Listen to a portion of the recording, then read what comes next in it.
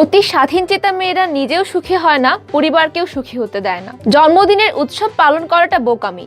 জীবন থেকে একটা বছর ঝরে গেল, সেজন্য অনুতাপ করাই উচিত। আমি আল্লাহকে সবচেয়ে বেশি ভয় পাই, তারপর সেই মানুষকে ভয় পাই যে আল্লাহকে মোটেই ভয় পায় না। যৌবন যার সৎ, সুন্দর ও কর্মময়, তার বৃদ্ধ বয়সকে স্বর্ণযুগ বলা হয়। প্রাপ্তি আর প্রত্যাশার পার্থক্য হলো দুঃখ। তাই নিজের প্রত্যাশাটা একটু কমিয়ে ফেলুন, দেখবেন আপনার দুঃখও কমে গেছে। আপনি যদি গরিব হয়ে জন্ম নেন তাহলে এটা আপনার দোষ নয়, কিন্তু যদি গরিব থেকেই মারা যান তবে সেটা আপনার দোষ। যে তোমাকে কষ্ট দেয় তাকে তুমি ভালোবাসো, আর যে তোমাকে ভালোবাসে তাকে তুমি কষ্ট দিও না। কারণ পৃথিবীর কাছে হয়তো তুমি কিছুই নও, কিন্তু কারো কাছে হয়তো বা তুমিই তার পৃথিবী। যে দৃষ্টির সঙ্গে মনের যোগাযোগ নেই সে তো দেখা নয়, তাকান। সব দুঃখের মূল এই দুনিয়ার প্রতি অত্যধিক আকর্ষণ। আগুন দিয়ে যেমন লোহা চেনা যায়, তেমনি মেধা দিয়ে মানুষ চেনা যায়। সময় বেশি লাগলেও ধৈর্য সহকারে কাজ করো, তাহলেই প্রতিষ্ঠা পাবে। সবার সাথে যে তাল মিলিয়ে কথা বলে সে ব্যক্তিত্বহীন। সাহস নিয়ে বেঁচে থাকো, না হয় মরে যাও।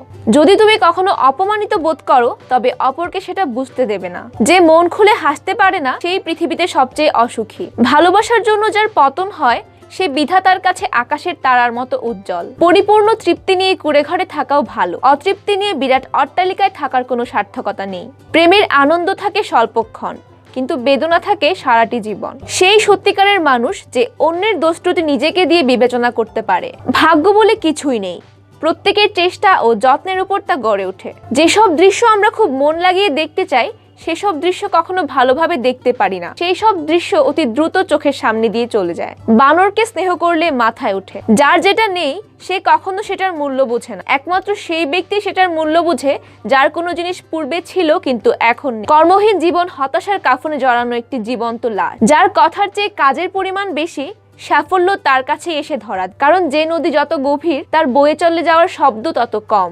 যে তোমার সামনে দোষ ধরে সেই প্রকৃত বন্ধু, আর যে সামনে প্রশংসা করে সেই শত্রু। সেই ব্যক্তি অভিশপ্ত যে মরে যায় অথচ তার খারাপ কাজগুলো পৃথিবীতে রয়ে যায়।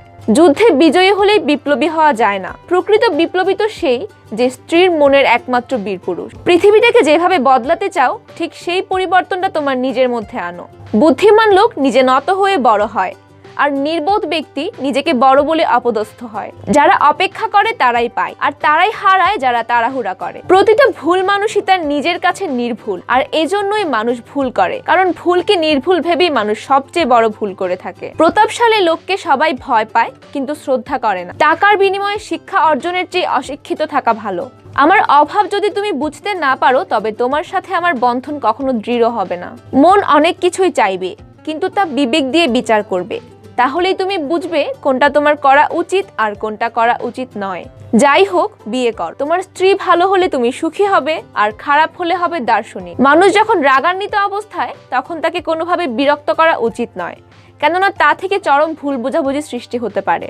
অসম্ভব শব্দটি মূর্খের অভিধানেই পাওয়া যায়। পৃথিবীতে প্রতিশোধ গ্রহণের মাধ্যমে আপনি যতটা অর্জন করতে পারবেন তার চেয়ে অনেক বেশি অর্জন করতে পারবেন ক্ষমা প্রদর্শনের মাধ্যমে। সবচেয়ে কঠিন কাজ হচ্ছে নিজেকে চেনা, এবং সবচেয়ে সহজ কাজ হচ্ছে অন্যদেরকে উপদেশ দেওয়া। আমি কোনো কঠিন কাজ করার জন্য সবসময় একজন অলস ব্যক্তিকে পছন্দ করব, কারণ সে ওই কাজটি করার একটি সহজ উপায় বের করবে। জীবনে যার কাছ থেকে তুমি ভালোবাসা পাবে তাকে তুমি ছুঁড়ে ফেলো না। ধার্মিক আর ধর্মান্ধ এক জিনিস নয়।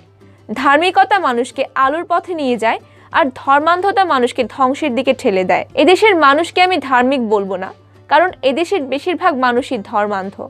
শান্তি কখনোই শক্তি প্রয়োগ করে আনা যায় না, একমাত্র বোঝাপড়ার মাধ্যমেই তা সম্ভব। তিনজনের নিকট কখনো গোপন কথা বলিও না। ক স্ত্রীলোক, খ জ্ঞানহীন মূর্খ, গ শত্রু।